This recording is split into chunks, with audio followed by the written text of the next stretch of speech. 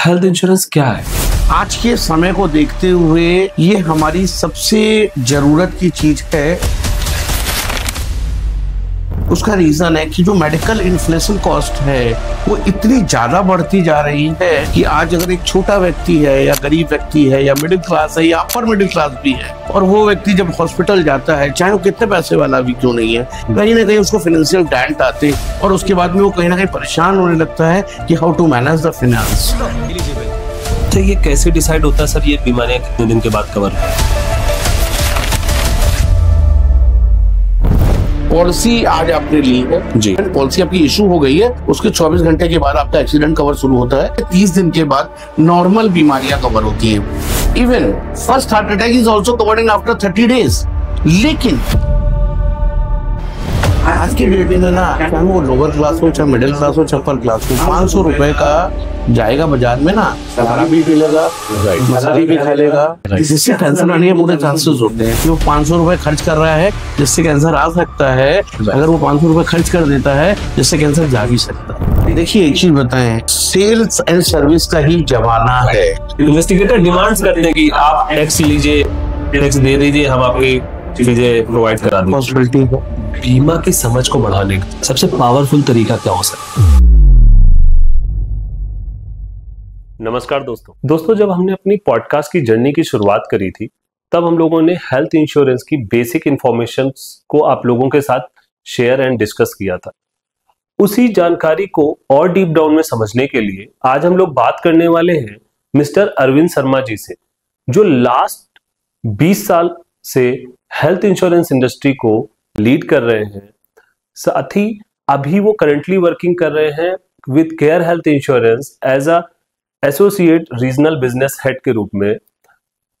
आज हम लोग शर्मा जी से बात करेंगे और पूछेंगे क्यों कंपनियां टारगेट सेलिंग पर फोकस करती हैं एजुकेशनल सेलिंग की अपेक्षा। क्यों एक क्लाइंट जब पॉलिसी ले रहा होता है तो उसका एजेंट और उसका एम्प्लॉय जिस कंपनी का पॉलिसी सेल कर रहा होता है वो उसको 30 बार कॉल करता है, लेकिन क्लेम लेते समय उस पॉलिसी से उसको कोई भी कनेक्शन या कोई भी सपोर्ट प्रॉपर नहीं मिलता है। एक रिम्बर्समेंट का क्लेम जो 30 दिन में सेटल करने के लिए कंपनीज बोलती हैं, उस सेटलमेंट में 90 दिन 6 महीने लग जाते हैं। इन्हीं सारी चीजों को सही तरीके से समझने के लिए हम लोग बात करेंगे मिस्टर अरविंद शर्मा सर से। नमस्कार सर। नमस्कार। कैसे हैं सर? बहुत बढ़िया, आप कैसे हो? बस बढ़िया। कैसा लग रहा है सर?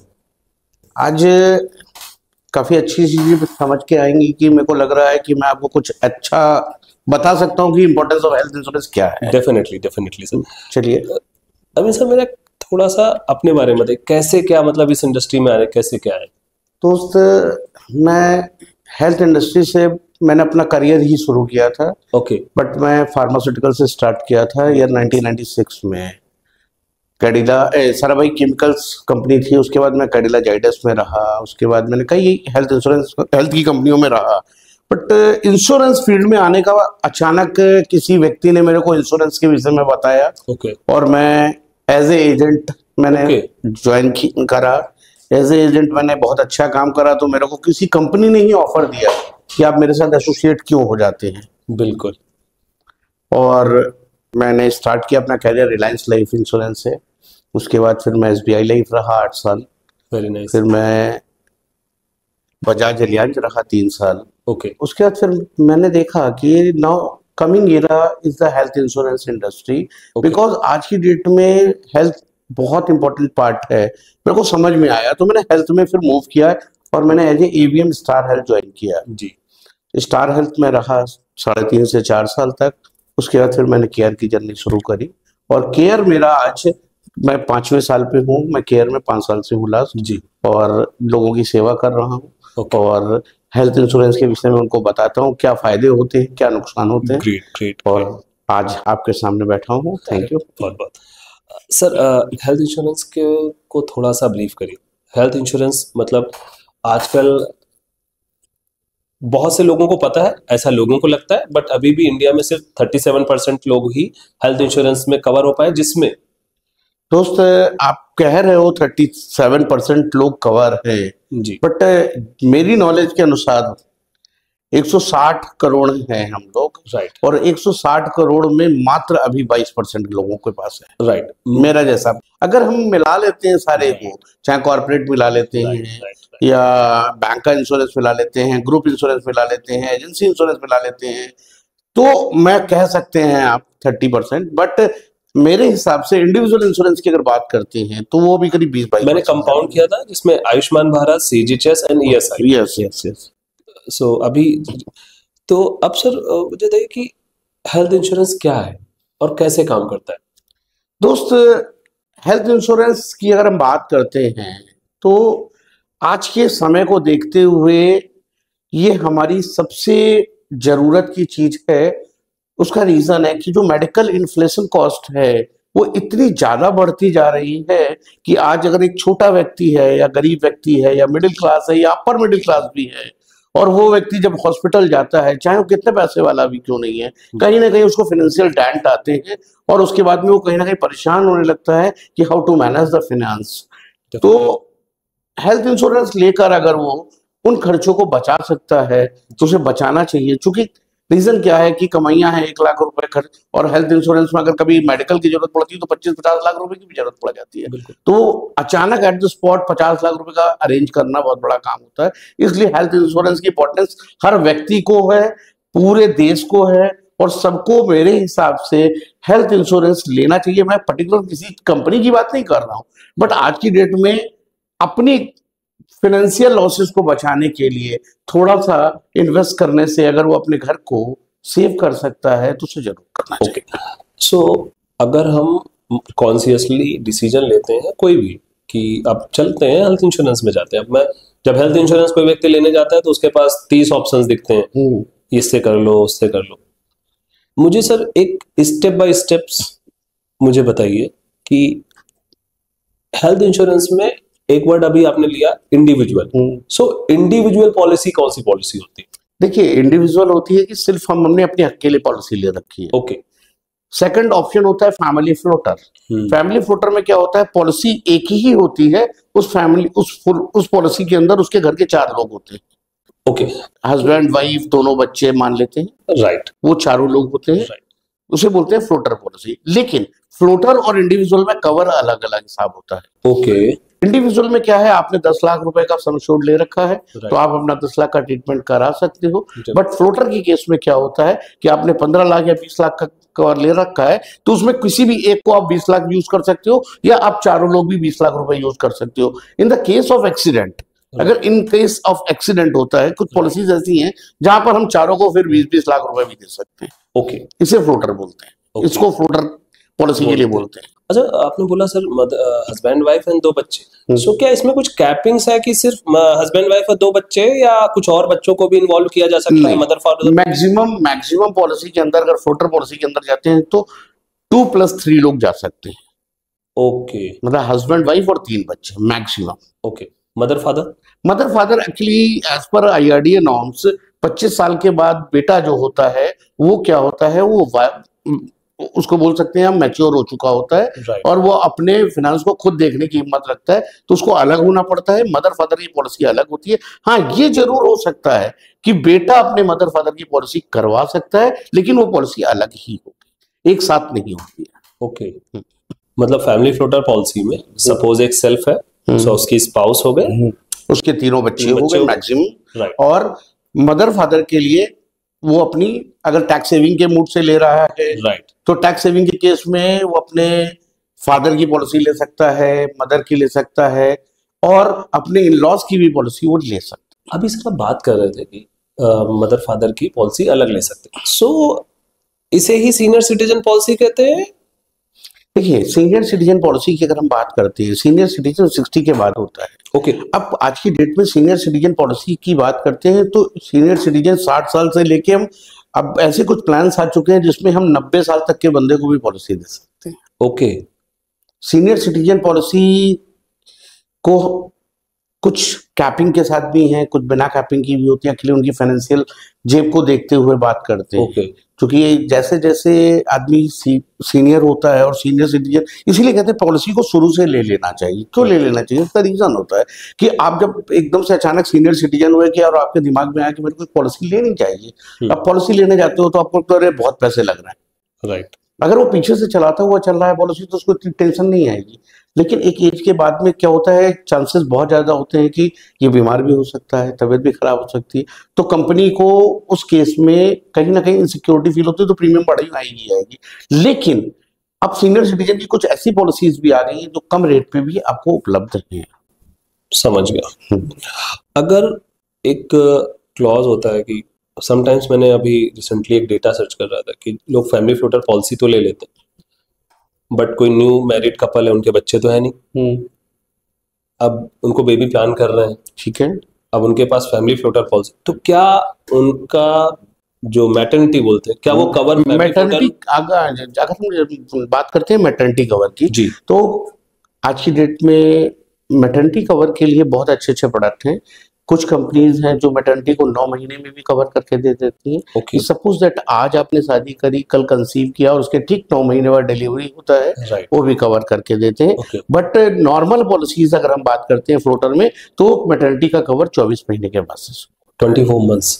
जो 9 मंथ का स्पेसिफिक पॉलिसी परचेज कर रहा है, तो क्या उसका प्रीमियम डिफरेंट होता है या कुछ एडिशनल? उस केस में क्या होता है, जैसे जिसमें 24 मंथ का कवर आता है उसमें हम नॉर्मल 1-1 साल का प्रीमियम लेते हैं, बट जो 9 मंथ का कवर है उसमें मैं 3 साल का प्रीमियम उसको एक साथ पे करना जरूरी होता है, मैंडेट होता है। ठीक सर, इसी पे मुझे एक चीज समझनी थी कि एक top up and super top up policies आजकल बहुत ज्यादा ट्रेंड में, ठीक है, कि अब इसे लोग इंडस्ट्री में लोग क्रॉस सेल भी बोलते हैं, इसके बारे में थोड़ा सा बताइए। देखिए, टॉपअप पॉलिसी की अगर हम बात करते हैं तो आपकी बेस पॉलिसी के बाद में जो भी चीजें कवर होती है वो टॉपअप से कवर हो सकती है। ओके, इसे टॉपअप बोलते हैं। जैसे आपने सपोज दैट माना कि आपने एक 10 लाख की पॉलिसी ले रखी है और एक 90 लाख का टॉपअप ले रखा है, बट आपका टॉपअप तब काम करेगा जब आपका 10 लाख रुपए का सम एश्योर्ड एग्जॉस्ट हो चुका होगा,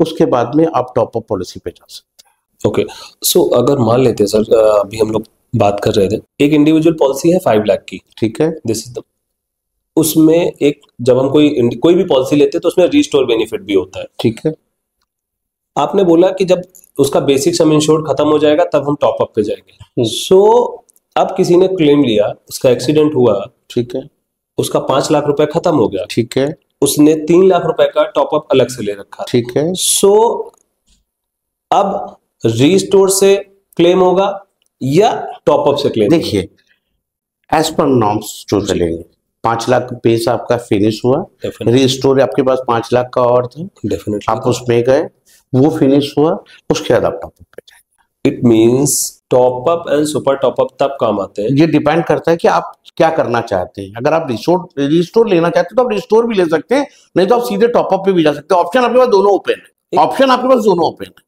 एक इस पर मेरा क्वेश्चन बन रहा है सर कि आपने बोला कि आप चूज कर सकते हैं, तो ये कैसे डिसाइड होता है? एक व्यक्ति का एक्सीडेंट हुआ है, ठीक है, वो हॉस्पिटलाइज है, उस केस में तो वो जब टीपीए हमारा 5 लाख एग्जॉस्ट होने के बाद रिक्वायरमेंट भेजेगा, तो कंपनी को खुद अपना रिस्टोरेशन का पार्ट दे देना है। ओके, मतलब टॉपअप की पॉलिसी आपने किससे ले रखी है डिपेंड नहीं करता। हो सकता है आपने पॉलिसी किसी और कंपनी से ली हुई है, टॉपअप पॉलिसी आपने किसी और से ली हुई है, लेकिन जब तक आप हमें इंटीमेट नहीं करोगे मेरे पास टॉपअप है, हम टॉपअप से भी ले सकते हैं, तब तक हम कुछ नहीं कर पाए। ओके, तो ये होता है टॉपअप एंड सुपर टॉपअप का मतलब। सर, एक पॉलिसीज के साथ में एक एडिशनल चलता है fix benefit, critical illness insurance, personal accidental insurance, hospital daily cash, ठीक है, डिजीज स्पेसिफिक। इंडिविजुअल अगर हेल्थ की आप बात करते हैं जी, तो ये आते हैं क्रिटिक केयर के अगेंस्ट में। इसके लिए एक अलग पॉलिसी चलती है जिसको बोलते हैं क्रिटिकल इलनेस पॉलिसी। इसमें 36 क्रिटिकल बीमारियों को कवर करते हैं। आपने अगर एलोन हेल्थ इंश्योरेंस लिया हुआ है उसमें तो ये सब चीजें कवर होती है एक समय के बाद से। अच्छा, ये कैसे डिसाइड होता है सर, ये बीमारियां कितने दिन के बाद कवर होंगी? देखिए, मैं आपको बड़ा सिंपल शब्दों में बताना चाहूंगा कि इंश्योरेंस आदमी आज के समय में कहता है मैंने हेल्थ इंश्योरेंस ले लिया, मैं कवर हो गया। नो, मैं बहुत तरीके से एक माध्यम में बताना चाहता हूं कि आज अगर आपने पॉलिसी ली है तो आप ये सोचेंगे मैं आज से कवर्ड हो गए, तो कभी नहीं हुए। पॉलिसी आज आपने ली है, पॉलिसी लेने के 30 दिन के बाद जी, इवन पॉलिसी लेने के 24 घंटे के बाद आपका एक्सीडेंट कवर शुरू होता है जी। इवन पॉलिसी आपकी इशू हो गई है उसके 24 घंटे के बाद आपका एक्सीडेंट कवर शुरू होता है। पॉलिसी इशू होने के 30 दिन के बाद नॉर्मल बीमारियां कवर होती हैं। वो बीमारियां मैं थोड़ा आपको एलिब्रेट भी कर देता हूँ, लाइक डेंगू है, मलेरिया है, डायरिया है, डिसेंट्री है, जॉइंटिस है, टाइफाइड है, कोरोना है। Even right, first heart attack is also covered in after 30 days. लेकिन पॉलिसी कराने के पहले राइट, कोई बीपी की, कोलेस्ट्रॉल की ये प्रॉब्लम नहीं होगी, प्री एग्जिस्टिंग डिसीज नहीं होनी चाहिए। अगर नहीं है तो उस केस में हम फर्स्ट हार्ट अटैक भी 30 डेज के बाद कवर कर देंगे। पॉलिसी कराने के 24 महीने के बाद वो बीमारियां कवर होती हैं जो बीमारियां हमारे शरीर में कभी एक दिन में नहीं होती हैं। Okay, like a cataract, like a piles, fistula, fissures, knee replacement, joint replacement, stone removal, uterus removal, इस तरीके के वो ऑपरेशंस 24 महीने के बाद से कवर होते हैं। पॉलिसी कराने के 3 साल के बाद मोरोवर करीब करीब सारी चीजें कवर हो जाती हैं अगर कोई पीडी नहीं होती है। बट आज की डेट में पीडी के भी कई ऑप्शंस आ चुके हैं। कुछ कंपनियां कुछ पीडी के डिसीजेस को आफ्टर 30 डेज भी कवर करती हैं। उसके लिए एक सिंपल सा एक राइडर होता है, वो लेना पड़ता है। उसमें डायबिटीज है, बीपी है, कोलेस्ट्रॉल है, अस्थमा है, इस तरीके की बीमारियां अगर आपको पीछे से हैं और आपने उस राइडर को ले रखा है तो आपकी वो बीमारियां 30 दिन के बाद से भी कवर शुरू हो जाते हैं। आपने एक वर्ड यूज किया राइडर। जो भी राइडर होता है क्या स्पेसिफिक होता है कि आप इस राइडर में सिर्फ अस्थमा कवर कर सकते? ये डिपेंड करता है कंपनी की पॉलिसी की जो बनावट है, जो बनाया गया है पॉलिसी को, उसमें किस तरीके के राइडर उन्होंने लगाए हुए हैं। सपोज दैट मैं एक पर्टिकुलर एक पॉलिसी की बात कर लेता हूँ। एक प्रोडक्ट आता है हमारे यहाँ केयर सुप्रीम के नाम से। केयर सुप्रीम में हमारे पास कई राइडर जी। केयर सुप्रीम में इंस्टेंट कवर राइडर यही है जो मैंने आपको अभी बताया कि उस इंस्टेंट कवर राइडर के अंदर हम 4 बीमारियों को 30 दिन के बाद से कवर करते हैं। वो कौन कौन सी है मैं बता भी सकता हूँ। अस्थमा है, बीपी है, कोलेस्ट्रॉल एंड डायबिटीज है। ये 4 बीमारियां। अभी हमारे पास एक प्रोडक्ट और आ गया है केयर अल्टीमेट के नाम से, उसमें हम 7 बीमारियां कवर करने लगे हैं। ये स्पेसिफिक राइडर से जहां पे हम 7 बीमारियां 30 दिन के बाद से कवर करके देने लगे।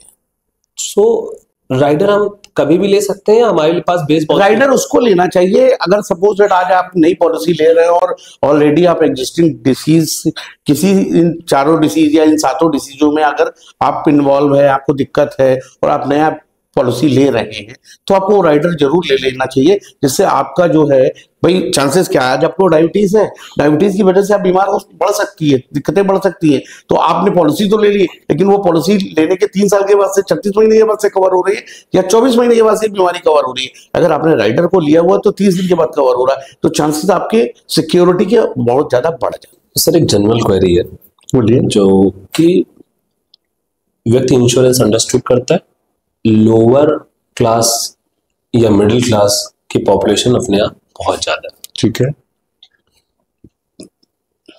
एक व्यक्ति कमा रहा है 60 से 70 हजार रुपए, ठीक है। आज अगर देखा जाए तो उनका एवरेज बहुत ज्यादा होगा, ठीक है। वो व्यक्ति हस्बैंड है, वाइफ है, 2 बच्चे हैं, उनके मदर फादर। अब वो पहले उसने इंश्योरेंस समझ लिया कि अब हाँ उसके लिए बेसिक नेसेसिटी है कि इंश्योरेंस लेना बहुत जरूरी है, उसने सारी चीजें अडॉप्ट कर ली, ठीक है। नेक्स्ट स्टेप पे जाता है प्रीमियम।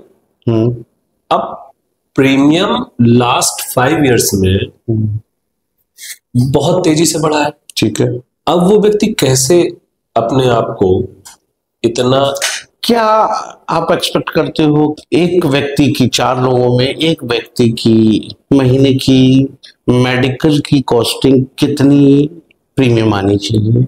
सर इस पर तो ऑलरेडी एनालिसिस हुए होंगे। जनरल अगर देखा जाए कि एक फैमिली है और वो एज ब्रैकेट 35 टू 40 के बीच में है और उसके हस्बैंड वाइफ और 2 बच्चों का प्रीमियम की अगर हम बात करते हैं तो 10 लाख रुपए का हार्डली 28 से 30 हजार रुपए का प्रीमियम मानते हैं, ठीक है। अब 28 से 30 हजार को अगर आप डिवाइड करते हो 4 लोगों में, राइट, हम कह रहे 30 हजार को आप डिवाइड करते हो 4 लोगों में, तो एक आदमी की कॉस्टिंग कितनी है? 7,500 रुपए। 7,500 को अगर आप कॉस्ट करते हो 12 महीने में। बिल्कुल। तो पर मंथ का कॉस्टिंग कितना आया? राइट, 500 रुपए। आज की डेट में ना, चाहे वो लोअर क्लास हो, चाहे मिडिल क्लास हो, चाहे अपर क्लास हो, 500 रुपए का खड़ा होके जाएगा बाजार में ना, तो वो शराब भी पी लेगा, राइट, मसाला भी खा लेगा, राइट, जिससे कैंसर आने के पूरे चांसेस होते हैं। तो भाई उसको ये चीज तो मैनेज खुद करनी पड़ेगी कि वो 500 रुपए खर्च कर रहा है जिससे कैंसर आ सकता है, अगर वो 500 रुपए खर्च कर देता है जिससे कैंसर जा भी सकता है। राइट।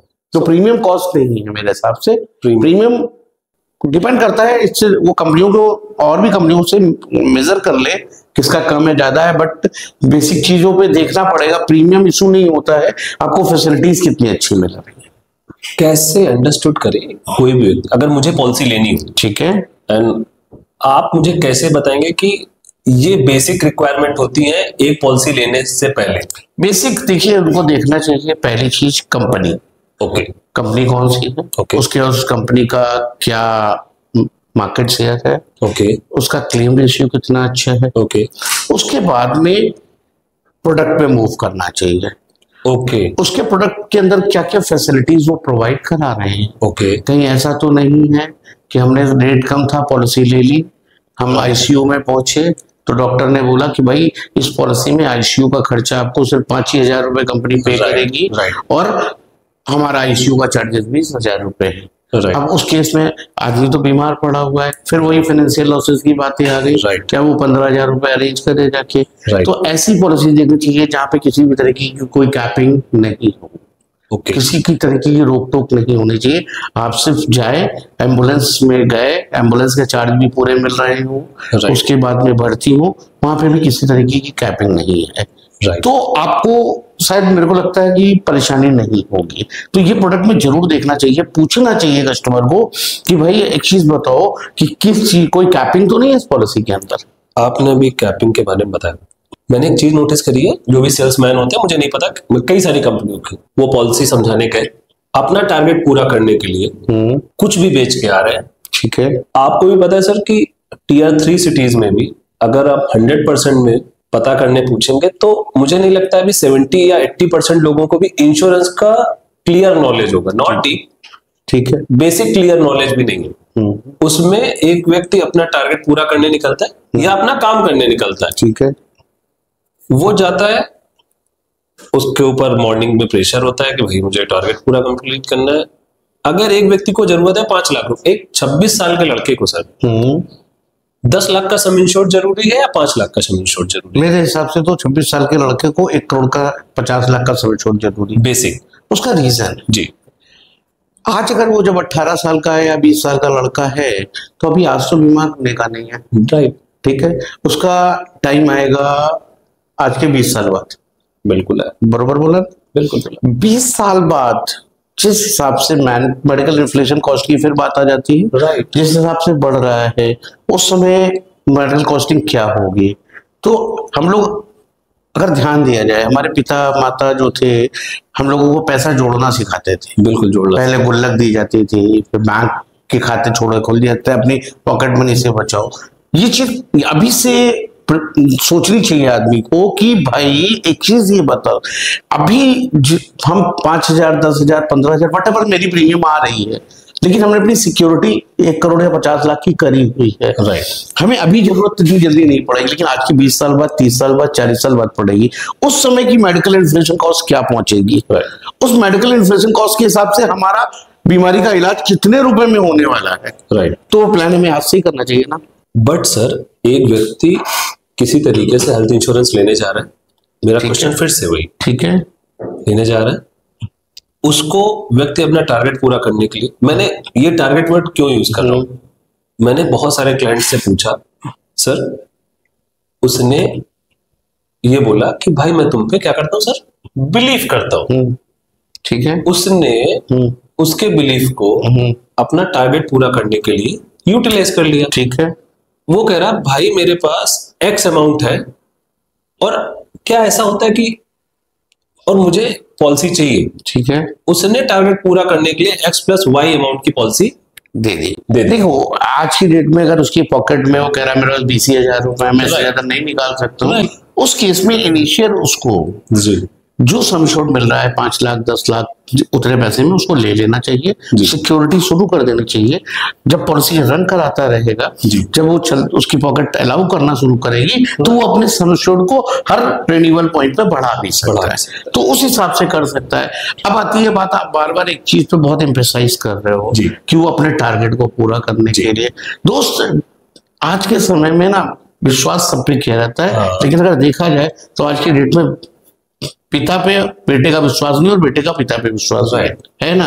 लेकिन हम बहुत छोटा सा एग्जांपल देते हैं। हम लोग जब रेलवे स्टेशन पे जाते हैं, वेइंग मशीन पे 1 रुपए का सिक्का डालते हैं जी, और सिक्के से जब टिकट नहीं निकलता है तो हम पूरी वेइंग मशीन ठोक डालते हैं, ठोक डालते हैं ना। बिल्कुल। जब हम 1 रुपए के लिए इतना पूछताछ करते हैं तो हम पॉलिसी लेते समय अपनी चीजों को क्यों नहीं पूछना है? तो उसको पूछना चाहिए कि भाई ये कैसे काम करेगी, ये किस तरीके से यूजेस होंगे, कैसे हमारा ये पॉलिसी बढ़ेगा। अगर हमारा प्रीमियम आप बता रहे हो 5 साल के बाद बढ़ेगा ही बढ़ेगा, तो प्रीमियम बढ़ेगा तो हमारा सम एश्योर्ड कैसे बढ़ेगा, अगर हम क्लेम नहीं लेते हैं तो हमारे बोनसेस कैसे बढ़ेंगे, ये चीजें उसको खुद क्लियर करनी चाहिए। राइट। इसी पर सर आपने जो स्टेटमेंट दिया उस पर एक मेरा सिंपल सा क्वेश्चन बन रहा है कि अगर आपने जितने तरीके से मुझे समझाया, कंपनी जितनी भी कंपनियां हैं इंश्योरेंस की, तो सर कंपनियां प्रोडक्ट सोल्ड करने का इतना ऐड क्यों करती हैं, जबकि अगर जितना प्रोडक्ट को सेल करने का ऐड करती हैं उसकी जगह पर क्लाइंट्स को या किसी भी व्यक्ति को उसको एजुकेट करने का भी तो कैंपेन शुरू किया जा सकता है। दोस्त, इस तरीके के कैंपेन हम करते हैं। ओके। मैं दूसरों को तो नहीं बोलूंगा, बट हमारे जो पार्टनर्स हमारे लिए काम करते हैं, हम उनके लिए बाकायदा वेल ट्रेन्ड ट्रेनर्स के साथ में उनकी हर सैटरडे को ट्रेनिंग में शेड्यूल कराते हैं और उनको ये चीज बोलते हैं कि आप अपने कस्टमर से कुछ क्वेश्चन जरूर पूछिए। जैसे क्या? आखिर होता क्या, जब हम बीमा करने गए, राइट, उसको हमने पॉलिसी समझाई जी, पॉलिसी समझा के हमें चेक नहीं लेना चाहिए, पॉलिसी समझा के हमें भी कुछ क्वेश्चंस अपने कस्टमर से पूछने चाहिए, राइट। उसका रीजन होता है जी कि क्लेम हमें जिंदा में देना होता है। लाइफ इंश्योरेंस नहीं है ये दोस्त। लाइफ इंश्योरेंस में आदमी खत्म हो गया, क्लेम नहीं आया तो घर वालों ने कहा ये क्लेम नहीं मिला, भाई उन्होंने बताया नहीं था। यहाँ पे सब पता लग जाता है। तो उतनी ही, इसीलिए कहते हैं कि एजेंट के थ्रू जाना चाहिए। ओके। उसका रीजन मैं आपको उसका भी बता रहा हूँ। एजेंट को आप जानते हैं, बीमारी में आप एजेंट को कॉल कर सकते हैं, आप बता सकते हैं क्यों भर्ती होना चाहिए, और एजेंट आपसे क्रॉस क्वेश्चनिंग क्यों कर रहा है, वो भी रीजन बता रहा हूँ। भाई आज अगर हम सपोज हम आपकी पॉलिसी करने आए हैं, आपको हमने पूरा प्रोडक्ट समझाया है, पूरा प्रोडक्ट समझाने के बाद में आपने कहा ठीक है शर्मा जी कर दो, लेकिन मैंने आपसे फॉर्म भरा और चला आया, राइट, तो ये मैंने गलती करी, आपके साथ कहीं ना कहीं चीटिंग की। बिल्कुल सर। मुझे पूछना चाहिए भाई कोई दवा तो नहीं खाते हो, कोई ट्रीटमेंट तो नहीं चल रहा, कभी कोई एक्सीडेंट तो नहीं हुआ था, कभी किसी तरीके का इलाज तो नहीं कराया, कभी आप चक्कर खाए तो नहीं थे। होता क्या ना, आपने कहा हमें कुछ दिक्कत ही नहीं है, मैंने सुन लिया और मैंने नो कर दिया, और आपने मेरे से कोई चीज छुपाई, मैंने आपसे पूछी नहीं, आपने बताई नहीं। बिल्कुल। हुआ क्या, at the time of treatment, right, hospitalization हुआ, राइट, डॉक्टर के सामने गए। जब डॉक्टर के सामने आप गए तो वहां पर लगता है कि मेरी जान जा रही है। हाँ। अब डॉक्टर को आप क्या बता रहे हो, जैसे तोता पड़ता है ना, वहां पे बताते हो साहब ऐसा भी हुआ था, ऐसा भी हुआ था, ऐसा भी हुआ था। जैसे आप डॉक्टर को तोते की तरह बता रहे हो ना, वैसे आप अपने एजेंट को जरूर बताओ।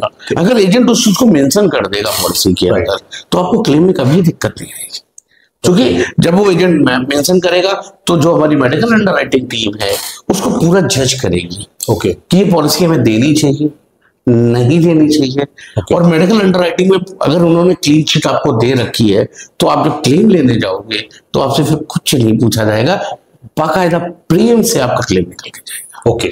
तो जितनी जिम्मेदारी हमारी पूछने की है ना, उतनी कस्टमर की भी बताने की है कि हम क्या क्या दवाइयां खाते हैं, हम कौन कौन सी बीमारियों से ग्रसित हैं, कभी मेरा एक्सीडेंट हुआ था नहीं हुआ था।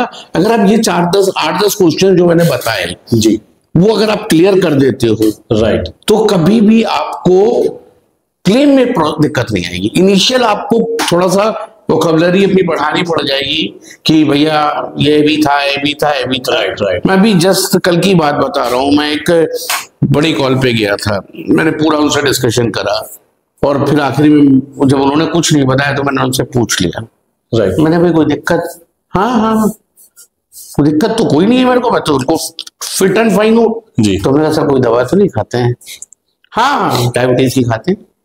अब देखिए, उस जगह मैं चला आते उठ के, तो मुझे नहीं पता था कि डायबिटीज की दवा खाती है। फिर क्लेम में इशू आता ना, फिर उन्होंने थोड़ा सा और बढ़ा, मैं तो उन्होंने बताया मेरा एक्सीडेंट हुआ था, प्लेट भी पड़ी हुई है। तो ये चीजें ना आपको खुद अवेयर करना पड़ेगा, कहीं ना कहीं कस्टमर को भी अवेयर होना पड़ेगा कि जब पॉलिसी ले रहा है ना, policy is a contract. Right right right. अगर कॉन्ट्रैक्ट में हम गलत हैं तो हमें कल्प्रिट, आप गलत हैं तो आप कल्प्रिट हैं। तो दोनों को अंडरस्टैंडिंग प्रॉपर होनी चाहिए और चीजें अच्छी निकल के आनी चाहिए, तभी कभी भी आपको क्लेम में दिक्कत नहीं आएगी अगर आपने चीजों को क्लियर किया हुआ है। सर, इसी से जुड़ा हुआ एक और सवाल है कि कई बार क्लाइंट का मिलने वाला एजेंट या सेल्समैन होता है, उन दोनों को पता होता है कि इनको क्या बीमारी है और उसको पॉलिसी बेचनी है।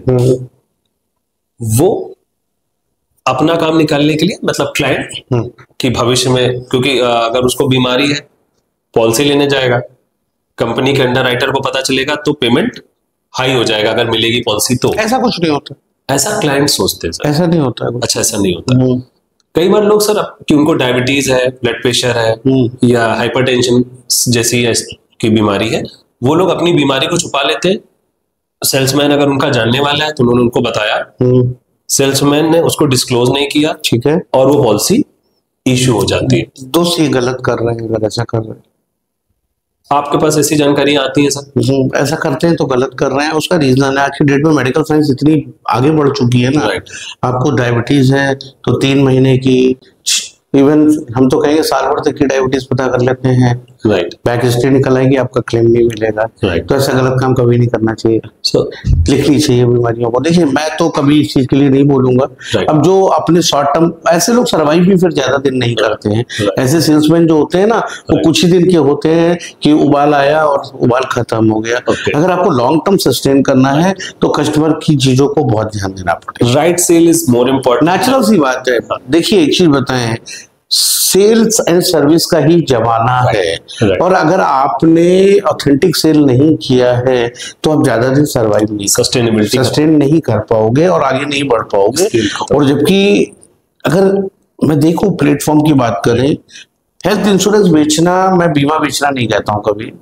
हेल्थ इंश्योरेंस बेचना एक सोशल सर्विस करना है। बिल्कुल। अगर आप सोशल सर्विस कर रहे हो और सोशल सर्विस से आपको कहीं ना कहीं फायदा इकोनॉमी का भी हो रहा है, फाइनेंशियल फायदे भी हो रहे हैं, तो आपको ऐसा काम कभी नहीं करना चाहिए कि किसी का नुकसान होके और आप अपनी कमाई को करें। मैं इसके लिए कभी भी वो नहीं करता। सो क्लेम लेने की कुछ बेसिक अगर आप बता पाए कि एक कोई भी क्लाइंट है, देखो दोस्त, क्लेम 24 घंटे का हॉस्पिटलाइजेशन मैंडेटरी होता है। Okay. The process of claim क्या होता है, सभी कंपनियों का, मोस्टली कंपनियों की इसी तरीके का होता है कि आदमी सीधे एडमिट होने नहीं जाता है। बिल्कुल सही है।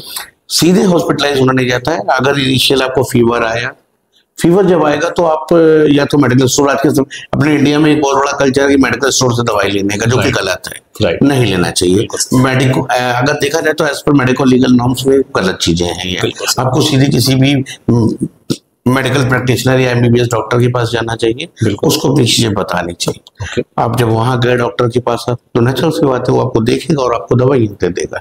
दवा देने के 2-4 दिन बाद आपको फिर नहीं आराम, फिर आप जाओगे। फिर आप जब जाओगे तो वो फिर देखेगा, फिर कहेगा अच्छा 2-4 दिन और देख लो। उसके बाद भी अगर आपको आराम नहीं मिलता है तो वो आपसे क्या करेगा, कुछ रिपोर्टें करवा लेगा, जांचें करवाएगा, आपकी एग्जामिनेशंस करवाएगा, वो रिपोर्टें एडवर्स आएंगी। देन डॉक्टर आपको सजेस्ट करेगा कि ये भैया गड़बड़ है और आपको हॉस्पिटलाइजेशन की जरूरत है। तो आप क्या करिए, आप हॉस्पिटलाइज हो जाइए। अब हॉस्पिटलाइज जब होते हैं तो आपके पास में आपका पॉलिसी का कार्ड है, आपका एप्लीकेशन है पॉलिसी का, आप वो ले जाके उस हॉस्पिटल के टीपीए पे दीजिए। जो डॉक्टर ने रिफर किया है, आपको रीजन दिया है किस कर्जे से बीमार हो रहा हो, तो वो टीपीए वाला सारी रिपोर्ट बना के हमारे कंपनी को भेजता है या किसी और कंपनी के टीपीए को भेजता है या किसी कंपनी के टीपीए को भेजता है, जिससे कि कोऑर्डिनेशन हॉस्पिटल करता है। हमारी जो भी कंपनी है, चाहे मेरी कंपनी है या किसी दूसरी कंपनी में है, वो सीधे भेजता है कंपनी को, वो वहां पे सारी रिपोर्टें आती है और आपका अप्रूवल आ जाता है, आपका ट्रीटमेंट शुरू हो जाता है। ओके। उसके बाद क्या होता है, अप्रूवल जो आता है वो इनिशियल अप्रूवल आता है। ओके। जब आप डिस्चार्ज होते हो, राइट, तब फाइनल डिस्चार्ज के लिए डिस्चार्ज भेजा जाता है, तब फाइनल बिल क्लियर होके आपका पेमेंट आ जाता है और आपको डिस्चार्ज। प्रोसेस बहुत सिंपल है, लेकिन आदमी के दिमाग में चीजें कुछ नहीं करना है, हॉस्पिटल में जाके हॉस्पिटलाइज होना है, वहां के टीपीए पे जाके अपनी पॉलिसी का डिटेल देना है। बाकी सारा काम फिर टीपीए करता है और आपको वो प्रॉपर इंटीमेट करता है। आपके पास प्रॉपर मैसेजेस आते हैं हॉस्पिटल पे बैठे हुए, आप जिस बेड पे लेटे हैं आपके फोन पे आ रहे होंगे कि आपका क्लेम क्यों, कोई रिक्वायरमेंट है या कोई क्वेरी है, वो आपसे डिमांड की जाती है, वो हॉस्पिटल दे देता है और क्लेम आपका हो जाता है आराम से, कोई दिक्कत ऐसी आती नहीं। और कुछ पूछना चाहते हैं बताइए सर। जिस अभी पेशेंट की बात हो रही है कि पेशेंट लेने गया, तो आपने बोला 24 घंटे एडमिट होगा तभी पॉलिसी में क्लेम मिलेगा। नेचुरल सी। तो जो लोग ओपीडी वगैरह कराते हैं क्या? देखिए, ये डिपेंड करता है पॉलिसी टू पॉलिसी में करते हैं। आपने उस प्रोडक्ट में ओपीडी अगर ले रखा है, ओके, ओपीडी राइडर लिया हुआ है तो ओपीडी कवर होगी। लेकिन इस तरीके के हॉस्पिटलाइजेशन के केसेस में आप कुछ पॉलिसीज में ऑप्शंस होते हैं 60 डेज और 90 डेज के। ये क्या होता है? राइट, ये होता है 60 days pre and post. Okay, hospital से भर्ती होने के 60 दिन पहले आपने जो भी ट्रीटमेंट कराए थे जी, उसका आप रिएम्बर्समेंट कंपनी से ले सकते हो। हॉस्पिटल से डिस्चार्ज होने के बाद 90 डेज, इवन अब कुछ पॉलिसीज में 120 दिन तक का भी ऑप्शन आ गया है। 120 दिन तक आप जो भी डॉक्टरों को करा रहे हैं, ट्रीटमेंट करा रहे हैं, जो भी एग्जामिनेशंस करा रहे हैं, वो भी आप रिएम्बर्समेंट के थ्रू कंपनी से ले सकते हो। Okay, so this is the मतलब way of claim. Way of claim. Sir, claim को थोड़ा सा और मेरे समझ में कि जब मैंने कई सारे हॉस्पिटल्स में देखा है और कई सारे पेशेंट से भी, पेशेंट हॉस्पिटल गया, जैसा कि अभी आपने बताया कि उसको कोई बीमारी है, सीधे हॉस्पिटल है, उसने टीपीए से कोऑर्डिनेट किया। अब टीपीए से कोऑर्डिनेट करने के बाद क्या हो रहा है कि जैसे वर्किंग टाइम के अलग से अपना वो कार्ड लेकर जा रहा है, कैशलेस कार्ड, उससे हॉस्पिटल वाले इनिशियली कुछ पेमेंट जमा कराते हैं। ठीक है, 5K 10K। ठीक है। पेशेंट कह रहा है कि जब मेरे पास कैशलेस कार्ड है तो मैं पेमेंट जमा क्यों करूं? देखिए, उसका रीजन मैं बता देता हूं भाई।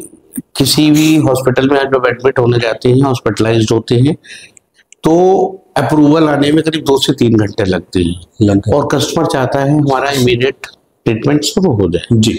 तो उस केस में हॉस्पिटल अपनी सिक्योरिटी के हिसाब से 5,000 10,000 रुपए ले लेता है। लेकिन ऐसा अगर होता है, उसे करना नहीं चाहिए, उनको 2-2.5 घंटे कोई बहुत बड़ी चीज नहीं होती है। हॉस्पिटल गलत करते हैं, लेकिन अगर करते हैं और आपका क्लेम क्लियर हो जाता है तो वो पैसा आपका रिफंड भी कर देते हैं। ओके, मैं दोनों ही तरफ से बोल रहा हूँ, हॉस्पिटल की तरफ का भी बोल रहा हूँ, आपका भी बोल रहा हूँ। ओके, तो इनिशियल ऐसा होता है, कई जगह होता है, बिल्कुल आप सही बोल रहे हो, लेकिन ऐसा होना नहीं चाहिए। फिर भी अगर ऐसा हो रहा है तो उस केस में आपको दे देना चाहिए। जब आपका अप्रूवल हो जाएगा तो पैसा आपको रिफंड भी कर देता है हॉस्पिटल।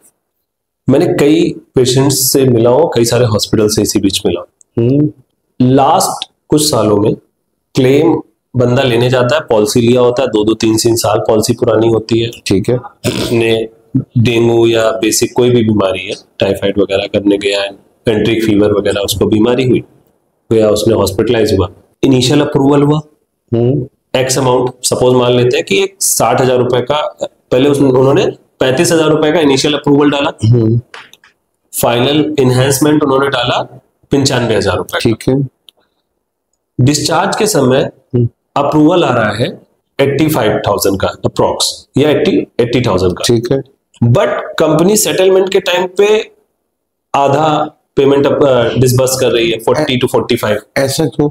ऐसा तो होता नहीं सर, मेरे पास कई सारे हॉस्पिटल्स का, देखो, इट्स डिपेंड ऑन, अभी फिर उस एक मुद्दे पे आ जाते हैं जी। It's depend on policy to policy. मैंने अभी आपसे एक बात बोली ना, बहुत पॉलिसी में 25% का कोपे होता है सर, बहुत पॉलिसी में final approval non consumable items covered नहीं होते हैं। Understood sir, but my query is कि जब कंपनी के पास बंदा क्लेम लेने जा रहा है, इनिशियल अप्रूवल के टाइम पे मान लिया कंपनी के पास टाइम नहीं है कि उसको 2 घंटे में, मान लिया मैंने कि पेशेंट आया, उसको इनिशियल करके उसका प्रोसेस ऑन कराना है। ठीक है, फाइनल अप्रूवल 3 दिन 2 दिन 5 दिन जो भी पेशेंट, तो eight the time of discharge आते हैं, eight the time of discharge. अब क्योंकि उसके डॉक्यूमेंट कंपनी के पास पहुंच गए, ठीक है, कंपनी के पास ऐसा तो होगा नहीं कि उसको सारे पन्ने खंगाल लिए, उसके पास सारा डेटा ऑलरेडी सेव्ड है। अब कंपनी जब डिस्चार्ज कर रही है, जब डिस्चार्ज पे फाइनल अप्रूवल करती है, तो सर उस समय उसको पता होता है कि हमने हॉस्पिटल को जब अप्रूवल कर रही हो, क्योंकि या पेशेंट को अप्रूवल उसके पॉलिसी के इसमें कर रही होती है कि हॉस्पिटल वालों ने 95,000 रुपए का क्लेम लगा दिया, तो उस समय उन्हें पता होता है कि सर इसमें एनसीबी है कि नो क्लेम बोनस है या नहीं है, को पेमेंट है या नहीं है, इसमें एडिशनल मतलब जनरल वार्ड इस पॉलिसी में रूम कैपिंग है कि नहीं, वो सारी चीजें देख के सर वो 85,000 रुपए का क्लेम अप्रूव करती है। ठीक है, उसने पेशेंट का क्या हुआ, क्लेम अप्रूव होगा, पेशेंट क्या करेगा, अपना बस्ता उठाएगा, सही हो गया, घर चला जाएगा। ठीक है, अब पेमेंट तो हॉस्पिटल के अकाउंट में आई नहीं है। ठीक है, अब कंपनी क्या कर रही है, क्योंकि तुरंत तो पेमेंट आता नहीं है हॉस्पिटल के अकाउंट में, ठीक है, सारे कागज जाते हैं। ठीक है, अब सर जब सारे कागज गए तो कंपनी ने जो 85,000 रुपए का अप्रूवल दिया था वो 40 से 45,000 रुपए में सेटलमेंट होता नहीं है। देखिए, कंपनी और हॉस्पिटल के बीच में एमओयू साइन होता है जी, ठीक है, एमओयू साइन होता है और हर बीमारी के पैकेजेस डिसाइड होते हैं। अगर हॉस्पिटल ने उस पैकेजेस से हट के डिस्चार्ज किया होता है, उस केस में तो रिडक्शन के चांसेस बनते हैं। लेकिन अगर हॉस्पिटल ने जो भी हमारा आपका एमओयू साइन हुआ है हॉस्पिटल के साथ में, उससे हट के अगर चार्ज नहीं किया है तो रिडक्शन होने के चांसेस बहुत कम होते हैं। अंडरस्टूड। एमओयू को ले लेते हैं सर। एमओयू ऐसा तो होगा नहीं कि जब हम लोग डिस्चार्ज कर रहे होंगे तो नहीं, ऐसा आज की डेट में मैं देख रहा हूँ हॉस्पिटल की बिलिंग्स को लेकर बहुत ज्यादा कंसर्न है। इस वजह से भी बीच में कई चीजें ऐसी निकल के आई थी। कुछ हॉस्पिटल्स को हमने डिपैनल किया, कुछ हॉस्पिटल्स ने हम लोगों को बाइकआउट करने का भी कोशिश किया, ठीक है ना, मेडिकल काउंसिल ने। लेकिन उसका रीजन ही यही था कि आप लोग बिलिंग, भाई होता क्या है ना, नंबर 2 से क्यों चाहते हो, जब हमारा आपका एमओयू किसी चीज का 50,000 पे साइंड है, why you are charging for the customer for the 60,000 so मतलब हॉस्पिटल्स ओवर बिलिंग करके ऐसा इश्यूज आते हैं। तो कहीं ना कहीं ये भी चीज और पेशेंट को पता नहीं है, दिक्कत आती है। तभी फाइनल बिल में आपके डिडक्शन उनके हॉस्पिटल्स के आ जाते हैं कि भाई हमारा आपका 50,000 का था, आपने 60,000 क्यों चार्ज करा हुआ है। ओके, सो मतलब आप इसके लिए आपको अपने जो हॉस्पिटल का एमओयू होता है ना, उस पर जाना चाहिए कि भाई हमारा आपका पैकेज इस वाली बीमारी के लिए इतना था, अगर आपने बिल चार्ज ज्यादा किया होगा तो कंपनी कभी नहीं देगी आपको। भाई मैंने कहा एमओयू भी कॉन्ट्रैक्ट है, पॉलिसी भी कॉन्ट्रैक्ट है।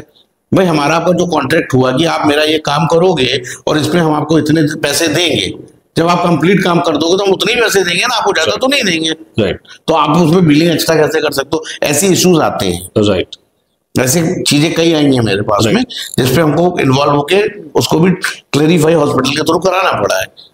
बाकी हॉस्पिटल बहुत कम है ऐसा करते हैं, ऐसा दिक्कत आती नहीं है।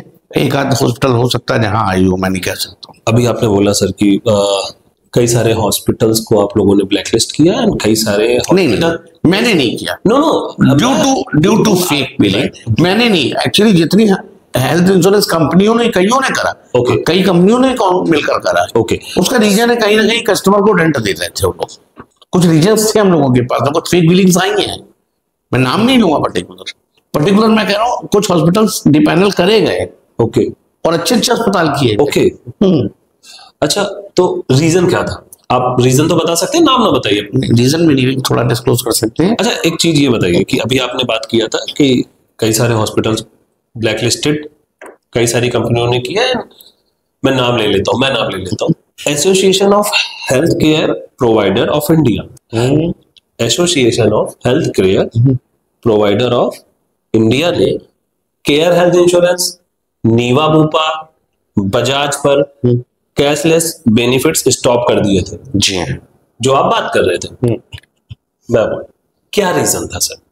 स्टार को भी किया था उन्होंने बाद में, स्टार को भी किया। रीजन यही था कि फेक बिलिंग, कहीं ना कहीं बिलिंग का इश्यूज आ रहे थे और जब हम डिडक्शन करते थे तो उनको दिक्कत आती थी।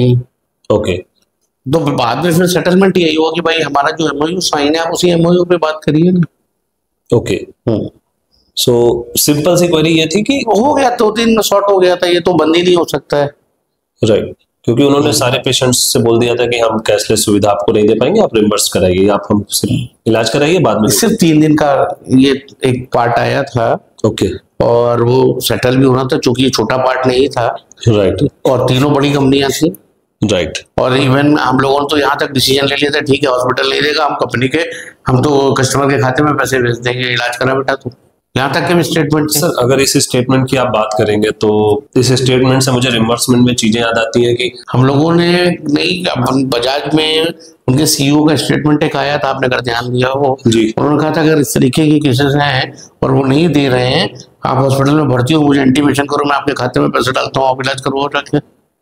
ऐसा भी आया था। ओके, कि ये उस समय जो सिचुएशन को तो हॉट टॉक्स की तरह ये स्टेटमेंट, लेकिन ये कोई इतना बड़ा इशू नहीं था, बहुत 3 दिनों में सॉल्व हो गया था। ओके। उसके बाद उन्होंने जो सेम चीज हमारे स्टार के साथ भी, दूसरे स्टार के साथ भी की थी, वो भी सॉल्व आउट हो गया। रिम्बर्समेंट की मैं बात कर लेता हूँ, कैशलेस रिम्बर्समेंट में सर मैंने नोटिस किया कि पेशेंट गया, उसने इलाज कराया, उसने सारी चीजें करी, वही व्यक्ति जब पॉलिसी लेना होता है तो उसके पास जो एजेंट होता है, जो सेल्समैन होता है, वो उसको 10 बार फोन करता है कि भाई चेक रेडी है कि नहीं, भाई चेक कब लगा दूं। वही आदमी जब क्लेम लगाता है, number of agents and number of salesman, मैं सेंट्रिक कन्वर्सेशन नहीं कर रहा हूँ, वो आदमी जब क्लेम लेने जाता है तो उसकी पहली बात तो क्या होता है कि वो सेल्समैन भी उतना ध्यान नहीं देता, वो अपने काम में बिजी होता है। सेकेंडरी, वही कंपनी रिन्यूअल करते समय खुद फोन कर रही होती है कि भैया आपका रिन्यूअल का टाइम हो गया है, अब आप पैसा जमा कर दीजिए, या 1 महीने पहले से बोलने लगती है कि भैया पैसा रेडी रखिएगा। लेकिन जब क्लेम लेना होता है तो वो आदमी डायलर पर जाता है, सैकड़ों बार कॉल करता है, टेली कॉलर उठाती है, बैक हैंड रिस्पॉन्ड नहीं करता है। किस तरीके के क्लेम की आप बात कर रहे हैं? रिम्बर्समेंट रिम्बर्समेंट में तो डायलर की जरूरत ही नहीं होती है। रिम्बर्समेंट तो सिंपल सा चीज होता है, आप अपने एप्लीकेशन पे जाइए, आपको एप्लीकेशन कंपनी ने दे रखा है, उस पे जाइए, अपने क्लेम्स के सारे पेपर अपलोड कर दीजिए, सबमिट कर दीजिए, वहां से जो रिक्वायरमेंट आपसे डिमांड की जाती है आपके मेल पे आ जाती है, 24 से 36 घंटे 48 घंटे के अंदर उस रिक्वायरमेंट को आप फिल कर दीजिए, उसके बाद में आपका पैसा आ जाता है। सर बट क्लाइंट तो आजकल और बाकी सेल्स एंड सर्विस का समय है, मैंने अभी आपसे एक बात बोली, अगर आपका एजेंट आपको सपोर्ट नहीं कर रहा है तो आप उसके साथ क्यों कंटिन्यू करते हो?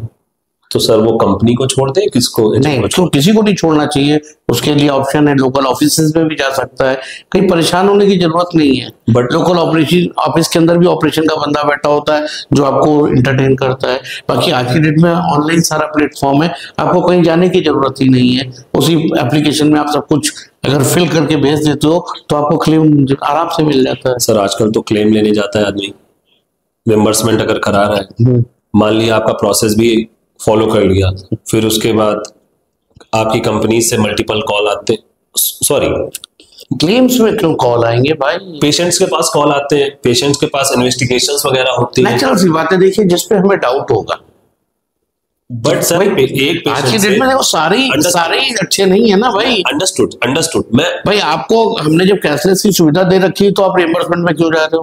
पहली चीज, ओके, तो आपको कैशलेस हॉस्पिटल में ही आना चाहिए मेरे हिसाब से। बिल्कुल ठीक। तो आप रिइंबर्समेंट में जा रहे हो, और रिइंबर्समेंट में भी ये डिपेंड करता है, केस टू केस वरी करता है कि केस कितनी जल्दी का है और कितनी देर का है।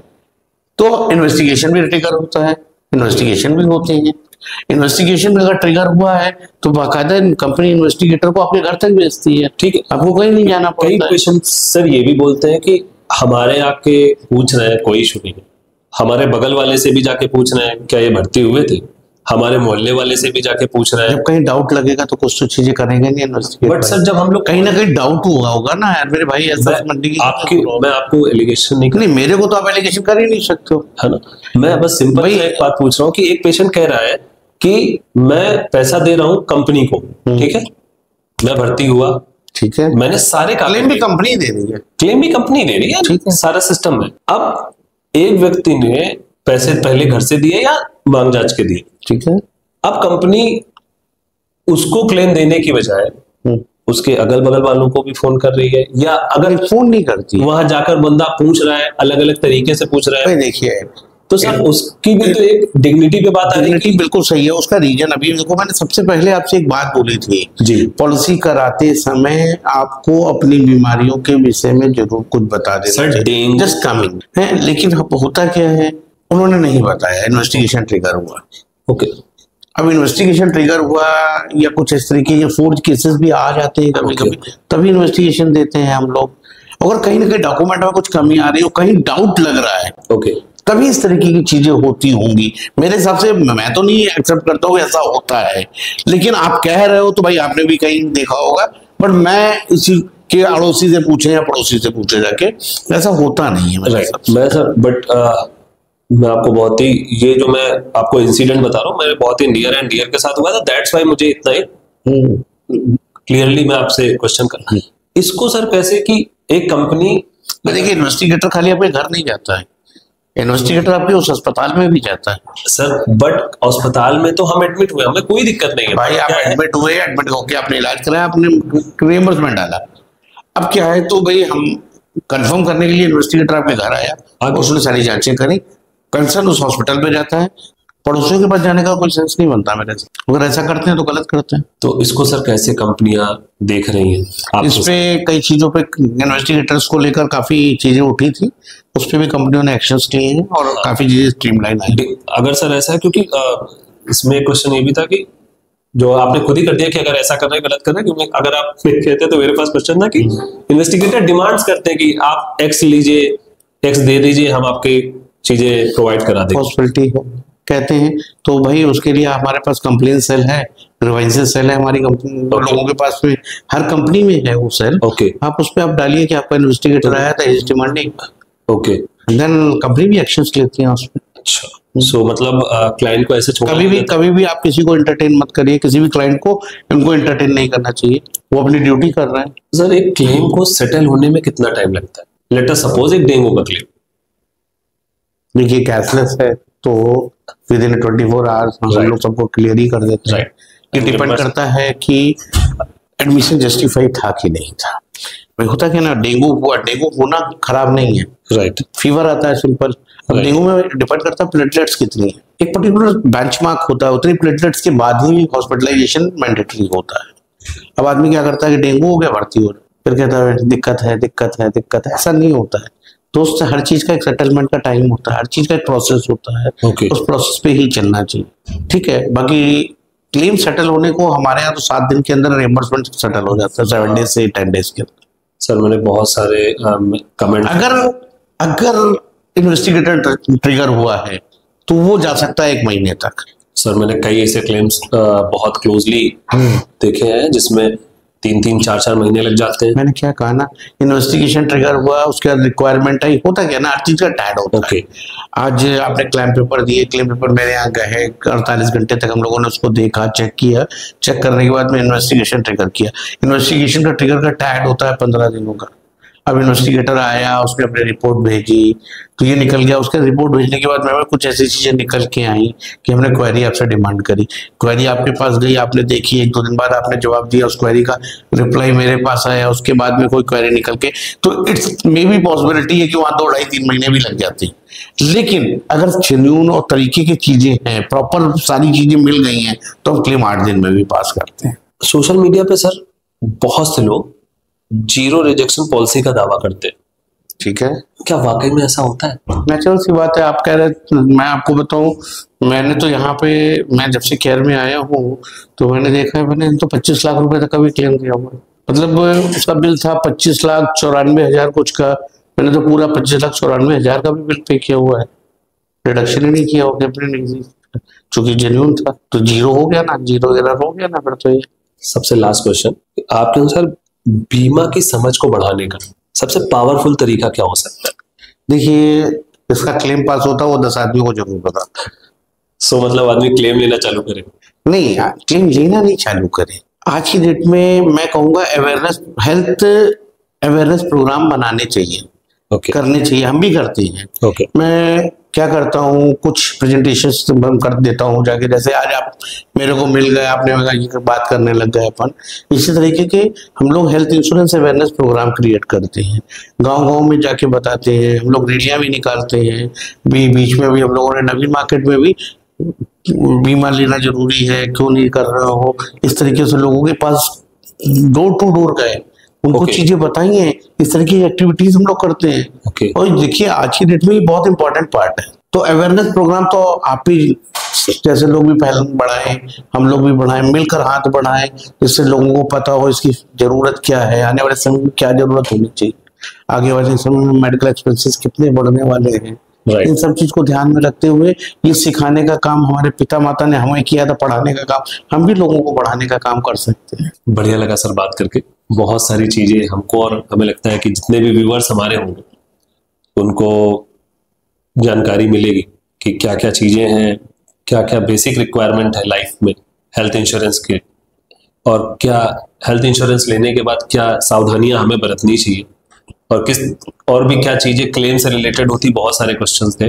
और आपने सर बहुत अच्छे तरीके से हम लोगों को बताया, तो धन्यवाद सर। Thank you. बस मैं इतना ही कहना चाहूंगा कि आज के दौर में हेल्थ इंश्योरेंस लेते समय अपने आप को बहुत ध्यान में रखते हुए और कोई भी चीज छुपाए नहीं।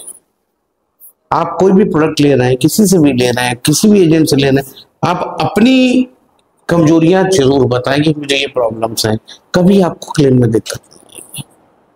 अगर आप छुपाएंगे तो कहीं ना कहीं दिक्कत आएगी। मेडिकल साइंस बहुत एडवांस हो चुकी है और सब कुछ पता कर लेती है। ओके, अगर ठीक है, हाँ, मैं इसी क्वेश्चन को समराइज कर रहा है कि अगर कोई भी व्यूअर हमारा आपसे पॉलिसी लेना चाहता है तो वो किस प्रोसेस को फॉलो करे? ये बहुत प्लेटफॉर्म है, केयर के ऑफिसेज भी है, राइट, केयर के एजेंट्स भी हैं जी, केयर के टोल फ्री नंबर्स भी हैं जी, किसी भी उस पे जाके वो अपने आप को एनरोल कर सकता है, राइट, बात कर सकता है। बाकी सर अगर हमारे प्लेटफॉर्म से कोई कुछ आता है तो उसको कुछ डिस्काउंट वगैरह प्रीमियम में मिल सकता है? देखिए ये कंपनी के जो नॉर्म्स हैं उसी पे चलना पड़ेगा, उससे हटके कोई काम नहीं करेंगे। बाकी बैक टू बैक कुछ बहुत चीजें ऐसी होती हैं जिसको हम लोग बाद में डिस्कस कर सकते हैं।